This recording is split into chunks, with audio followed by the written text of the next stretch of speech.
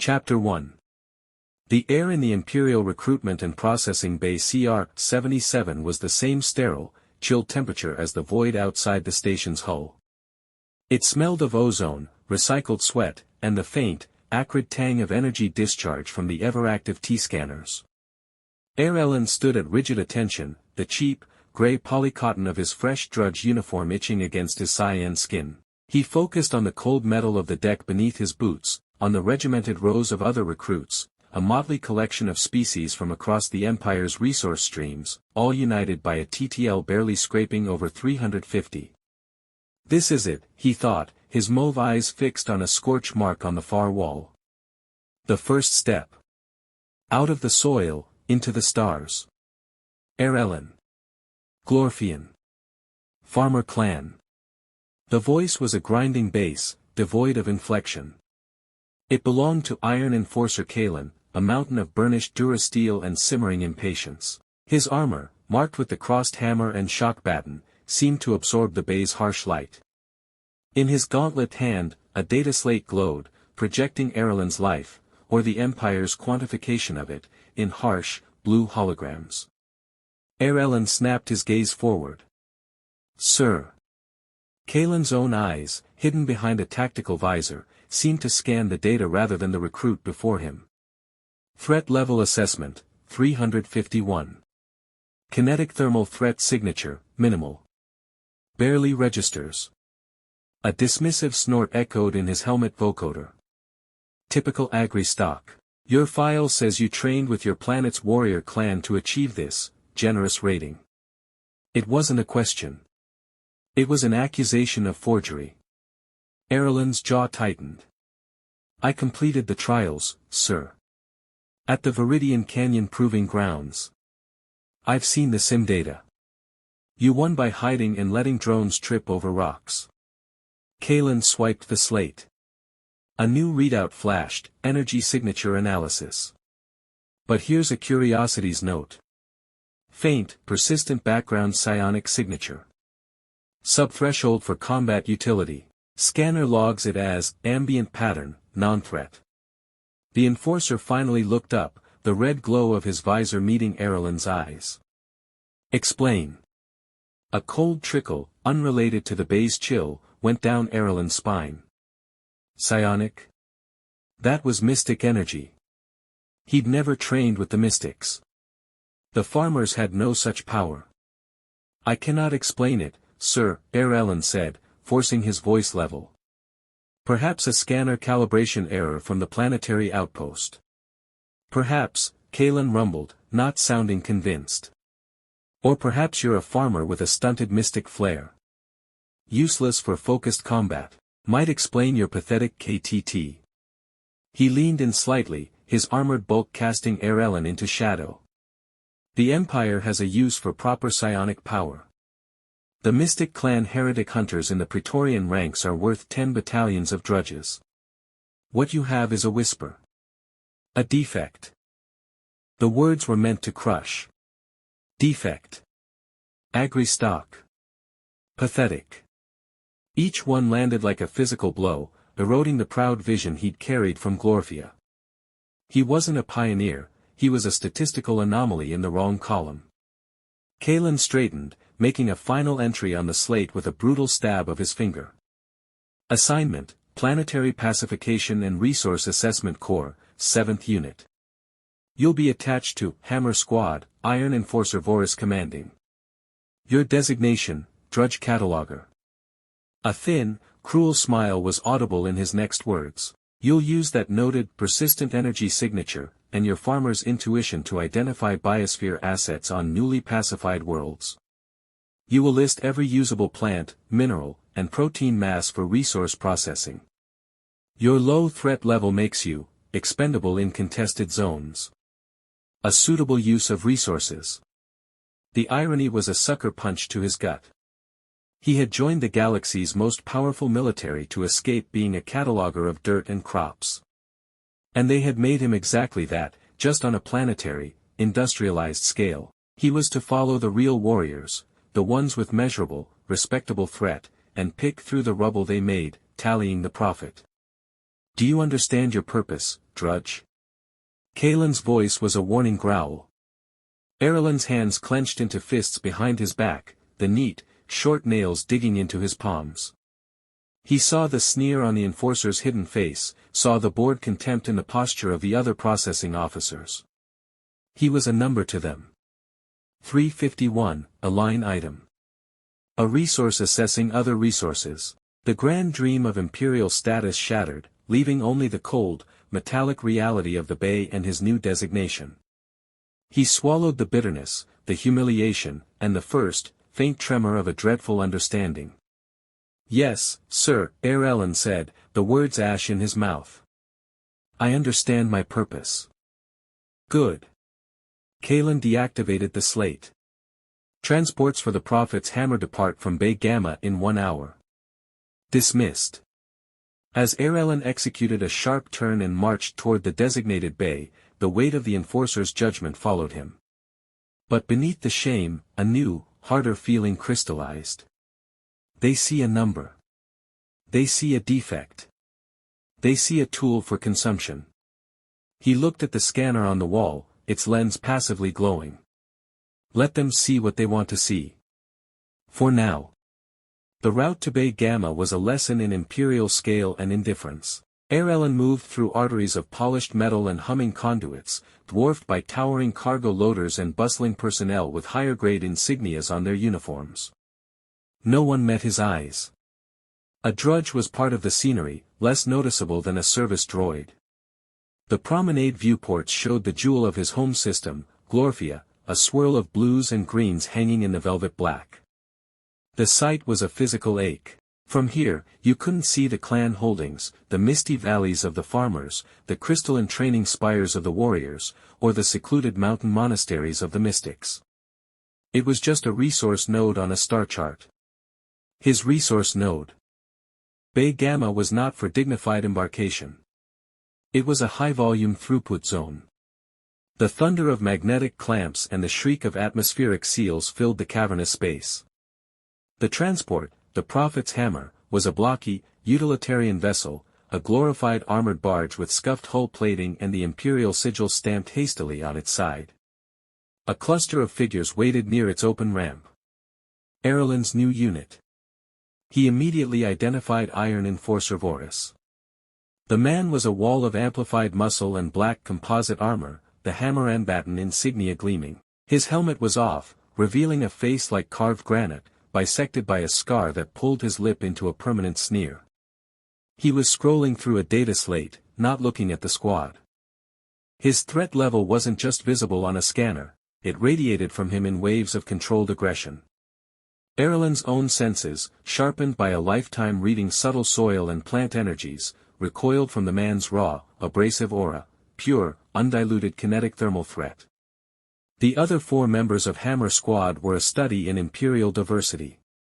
Grun, a hulking, gray-skinned Brundian whose TTL likely hovered near the top of the drudge range. He carried a massive, tripod-mounted rotary plasma cannon as if it were a sidearm. His expression was one of dull, patient brutality. Crix, a wiry, quick-eyed human woman with a scanner band over her forehead and a datapad perpetually in hand. Her uniform was less crisp, stained with lubricant. An artisan conscript, probably. Useful, non-combat. Tvek, an insectoid Zenthian, clicking quietly to himself as he methodically checked the seals on a case of stun grenades. His movements were precise, efficient. Rourke, a grizzled human male, leaning against a crate, looking bored. His armor had the most dense and carbon scoring. The veteran. Erlen approached, stopping at what he hoped was a respectful distance. Drudge Cataloger Erlen, reporting for assignment to Hammer Squad, sir. Vorus didn't look up from his slate. You're the Glorfian. The one with the noise, in his scan. His voice was gravel grinding under tank treads. Enforcer Kalen forwarded your file. He finally lifted his head. His eyes were the color of cold slag. You are here for one reason, to tell me what on a rock is worth more credits than the ammunition it costs to blast the locals into compliance. You do not fight. You do not speak unless ordered to. You stay behind me, behind Grun, behind even the damn ammo crate. Your only value is your eyes and that faint psionic tickle in your scan that might sniff out a hidden vein of lithium or a grove of shadowbark. Do you comprehend, Agristock? The term was a deliberate provocation. Erelen felt his face grow warm. I comprehend, Iron Enforcer. Good. Voris tossed the slate to Crix, who caught it without looking up from her own pad. We're heading to the frontier. Little Agri-Rock called Cradle 12. Local resistance has been interfering with Resource Division harvesters. Our job is to make the problem go away. Your job, he said, stabbing a finger at Erelen, is to inventory every leaf and rock the moment we've painted the streets quiet. The Prophet Command wants a full asset manifest within 12 hours of pacification. Cradle 12. The name was a sickening echo. It sounded like Glorfia. Another farming world. Another resource group to be pacified. Move out, Voris barked, turning and stomping up the ramp. The squad fell in behind him. Grun shouldered his cannon with a grunt.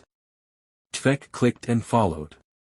Crix gave Erelen a brief, appraising look, not of camaraderie, but of assessing a new piece of equipment, and walked on. Rourke pushed off the crate and fell into step beside Erelen as they brought up the rear. Noise in his scan, huh? Rourke muttered, his voice low and rough. Don't let it go to your head, kid. Voris hates anything he can't shoot. And he really hates mystic types. Says it's cheating. Thinks your tickle is probably just a faulty scanner back on your mudball. Erelen didn't know how to respond. Rourke glanced at him, a flicker of something that might have been pity in his tired eyes. Just keep your head down, do the cataloging, and stay out of the line of fire. Both the enemies and Voris's. Welcome to the PPRAC. The interior of the Prophet's hammer was as austere as its exterior. Webbing seats, harsh lumostrips, and the pervasive smell of coolant and stale rations. Erelen found a seat near the rear, strapping in as the transport's engines whined to a deafening roar. Through a small, thick porthole, he watched the bay gamma doors recede, then the sprawling recruitment station, and finally, the beautiful, receding marble of Glorfia. As the ship lurched into the shuddering acceleration of a tactical jump, the reality sealed around him like a coffin. He was not a soldier on a noble ascent. He was a drudge, a cataloger in a uniform, being ferried to help consume a world just like his own. The Empire's grand meritocracy was a brutal sorting algorithm, and he had been sorted directly into the digestive tract. He closed his eyes, not against the jump flash, but against the image. The purpose he had chosen was a lie. But the journey was underway. And somewhere, beneath the fear and disillusionment, the quiet, anomalous energy in his cells, the noise, the tickle, seemed to hum in silent, dissonant protest against the violent, consumptive roar of the engines carrying him toward his first war. The tactical jump was a violent, nauseating affair. It wasn't the smooth transit of Imperial starliners, it was a bone-rattling, teeth-clenching plunge through compressed space, designed for speed, not comfort. Erelen gripped the webbing of his seat, his knuckles pale against his cyan skin. Around him, the others bore it with practiced indifference. Rourke had already reclined his helmet over his eyes. Tvek was utterly still, a statue of chitin and patience. Grun simply breathed in slow, deep cycles, a mountain weathering a storm. Only Crick seemed active, her fingers flying over her datapad, cross-referencing the incoming stream of data from Cradle 12 with something on her screen. The lumostrip light glinted off her scanner band. The jump ended with a final, wrenching shudder. The deafening roar subsided into the deep, steady thrum of sublight engines. The main display at the front of the compartment flickered to life, showing a starfield resolving into a system. A yellow star, a few gas giants, and third from it, a world of gentle blues and lush greens swirled with white clouds. Cradle 12. 30 minutes to Otmo, Voris's voice crackled over the ship's comm, suit checks. Weapon checks. Cataloger, review the preliminary Resource Division scouting report. I want your head full of profit margins before your boots hit the dirt. A data packet chimed on Erlen's wrist terminal. He pulled it up. It was cold, clinical data. Average rainfall, soil pH gradients, primary flora classifications, mineralogical probability maps. Then, the notations: local sentient species, humanoid, agrarian. Designation: cradlefolk. Threat estimate: minimal. Primary resistance tactic: sabotage of harvesting equipment. Ecological knowledge: high. The Empire noted it not with respect, but as a factor to be neutralized. They knew the land, so they could hide in it, poison the harvests, and disrupt the strip mining. Their deep connection to their world was logged as a tactical problem. Erlen's stomach churned. This wasn't just similar to Glorfia, it was a mirror. The cradle folk were the farmers, the warriors, and perhaps even the mystics of their own world, all rolled into one, facing the same machine he had just joined. First time seeing a target up close. Rourke's voice was quiet beside him. The veteran had leaned over, his eyes on the same planetary display. Yes, Erlen admitted. Looks peaceful from here, doesn't it? Rourke said, a grim smile touching his lips. Always does. The scar comes later. He nodded toward Erlen's wrist display. You see the ecological knowledge flag? Means they'll fight dirty. Not with blasters, but with landslides, poisoned water, ambushes from the canopy. Voris hates that. He prefers a straight fight he can win with a bigger gun. And how do you win a fight like this? Erlen asked, the question escaping before he could filter it. Rourke's eyes, old and tired, met his. You don't win it. You end it. You burn the canopy. You salt the water. You make the land itself scream until the people give up whoever's leading them. That's the PPRAC playbook. Efficiency through overwhelming terror. He saw the look on Erlen's face and his expression softened, just a fraction. Your job's different, kid. You're there after. To see what's left that's still worth something. The words were a cold draft in Erlen's soul. He wasn't just a cataloger, he was a scavenger following a plague. A chime sounded. Suit up. Voris barked. The squad moved with efficient speed. Erlen struggled into the standard-issue Drudge environmental armor, a bulky, poorly fitting thing that smelled of stale plastic and antiseptic. As he sealed the chest plate, Crix walked over, her scanner band whirring softly. Standard pre-drop scan, she said, her tone professional. She passed a handheld device over him. It beeped, and her eyes flicked to the readout on her pad. She paused. Huh. What is it? Erlen asked. Your psionic signature. It's fluctuating. Still sub-combat threshold, but it's not the flatlined noise the recruitment scan showed. It's pulsing. Almost rhythmic. She looked at him curiously. Are you stressed? Yes. I suppose. Might be a psychosomatic feedback. Some low-level empaths register that way. She made a note. Just an anomaly. Don't worry about it. But she gave him another long look before moving to scan Grun. Rhythmic. Pulsing. The words echoed in Erlen's mind.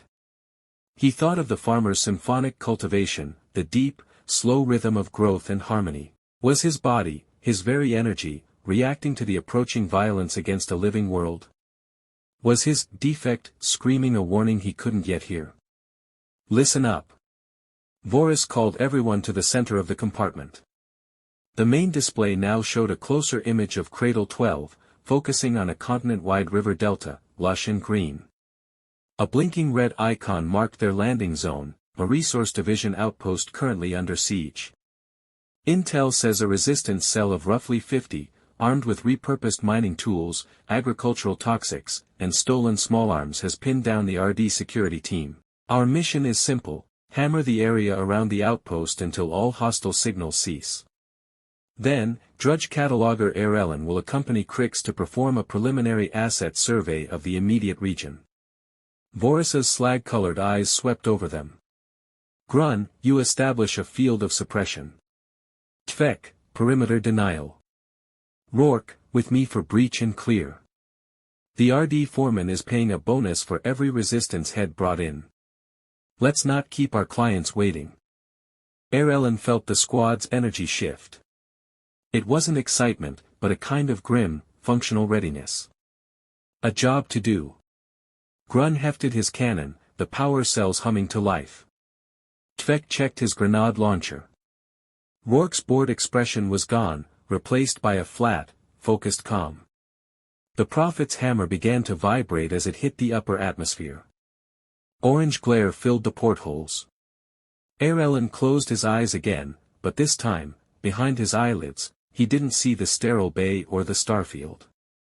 He saw the verdant fields of his home valley. He felt the simple, grounding peace of placing a seed in warm, receptive soil. He heard the old clan maxim, whispered by his grandmother, to grow is to understand the cost of the harvest. True strength is in the nurture, never in the blight. The ship lurched violently as it weathered atmospheric turbulence. The peace shattered. When he opened his eyes, the view on the screen was no longer of a whole planet, but of a sweeping, verdant landscape rushing up to meet them, a landscape they were descending upon not as guests, but as a corrective blight. The transport banked, revealing the outpost, a cluster of prefab structures surrounded by a scar of raw earth, a glaring wound in the green. Tiny flashes of light, weapons fire, sparkled around its perimeter. Voris's voice filled his helmet calm, cold and final. Touchdown in 90 seconds. Welcome to the real empire, Drudge. Remember your place. Erlen's heart hammered against his ribs, a frantic, living counter-rhythm to the steady, destructive pulse of the ship's engines. He was here. The machine had him. And as the landing gear shrieked and met the soil of Cradle 12, he knew, with a certainty that chilled him deeper than any scanner's judgment, that he would have to choose a side long before the shooting stopped. The ramp of the Prophet's hammer hit the churned mud of Cradle 12 with a wet, sucking thud. The world rushed in. It wasn't the sterile chill of the recruitment bay or the metallic tang of the ship. It was a riot of humid, fecund air, thick with the scent of blooming night vines, wet soil, and the sharp, acrid undernote of blaster-scorched metal. Move! Move! Voris's voice was a snarl in their helmet comms, the signal crisp and deadened by the sound-dampening fields. Hammer Squad flowed down the ramp with brutal efficiency, a machine of polished aggression. Grun immediately planted his cannon's tripod with a thunk, the weapon whining as it powered up, painting the tree line with a targeting laser. Tvek scrambled to a flanking position, his grenade launcher held low. Rourke and Voris moved forward in a practiced bounding cover, their boots sinking into the soft earth. Ellen stumbled after them, his own movements clumsy by comparison. The gravity was a fraction lighter than Glorfia, the air heavier. It felt like trying to run in a dream. The Resource Division outpost was a pathetic bastion of imperial order, a cluster of prefab domes surrounded by a hasty permacrete wall, now pockmarked with black scorch marks and pitted from crude projectile fire. The two surviving RD security guards, their faces pale with terror, waved frantically from a blown-out doorway. Voris didn't even acknowledge them. His scanner was up, his head turning like a turret. Heat signatures in the canopy, 80 meters north. Grun, suppress. Tvek, scatter mines on the eastern approach. They'll try to flank. Ellen crouched behind a stack of plastoid cargo containers, his heart trying to beat its way out of his chest. This wasn't a training sim. The air crackled with real, lethal intent. He fumbled with his own scanner, switching it to the cataloging mode, but its display was a chaotic mess of biosignatures and energy fluctuations from the weapon's fire. He watched Voris. The Iron Enforcer moved with a terrifying, fluid certainty. When a burst of solid projectile fire rattled from the trees, Voris didn't flinch. He raised his arm, and a shimmering, pale blue energy shield, a standard KT barrier, snapped into existence.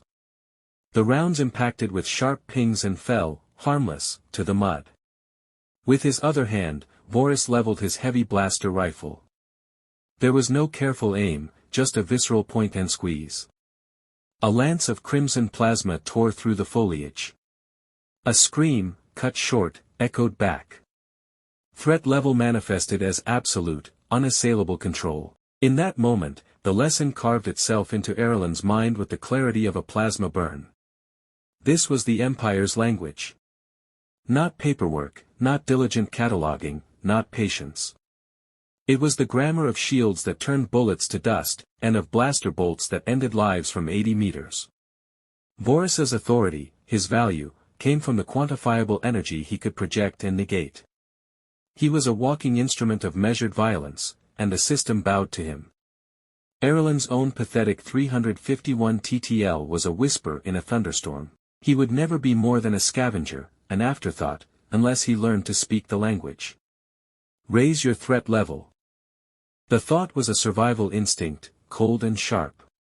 It cut through his fear and his rising disgust. To be anything but a drudge, to have a say, to not be sent to die cataloging the ashes of a place like home, he needed a bigger number.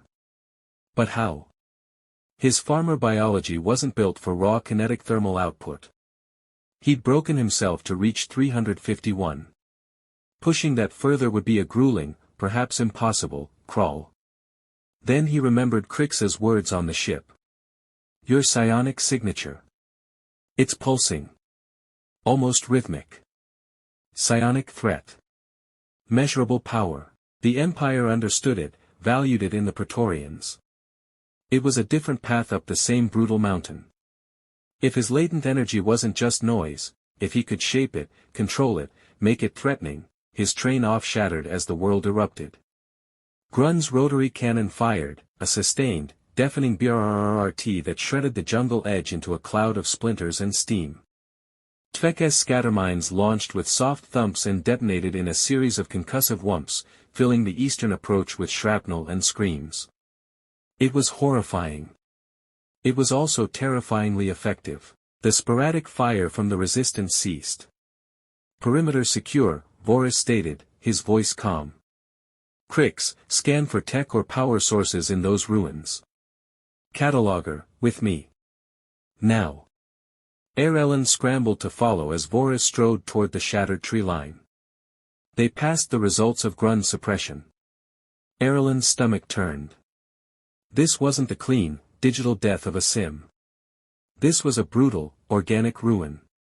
Voris stopped at a still-smoking crater. A cradlefolk fighter, perhaps no older than Erlen, lay broken at its edge. In his hand, he clutched not a blaster, but a heavy wrench welded to a pipe, a repurposed mining tool. Look, Voris commanded, nudging the body with his boot. See it? Threat level, negligible. Will and primitive tools. Against this. He gestured back toward Grun's cannon, then to his own rifle. It's not a war. It's pest control. Remember that. Sentiment for pests gets you killed. He turned his scarred face to Erlen.